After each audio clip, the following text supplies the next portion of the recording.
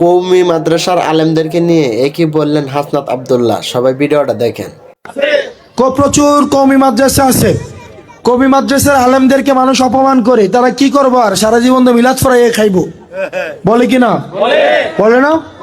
কিন্তু কওমি মাদ্রাসার শিক্ষার্থীদের যে মেধা, যে যোগ্যতা, মাদ্রাসার শিক্ষার্থীদের যে মেধা বা যোগ্যতা, আমরা সেইটার বৈচিত্র্যকরণ করতে চাই। এই বৈচিত্র্যকরণের জন্য আমরা দেবিদ্বারের কওমি মাদ্রাসার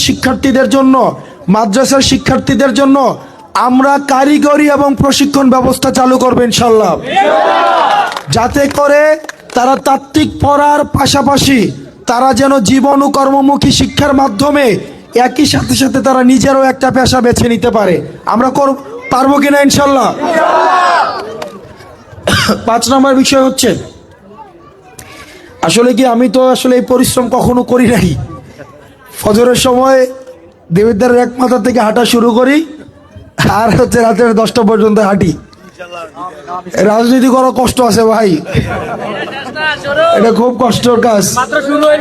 কেউ একটা গালি দিলে আপনি রাগও করতে পারতেন না।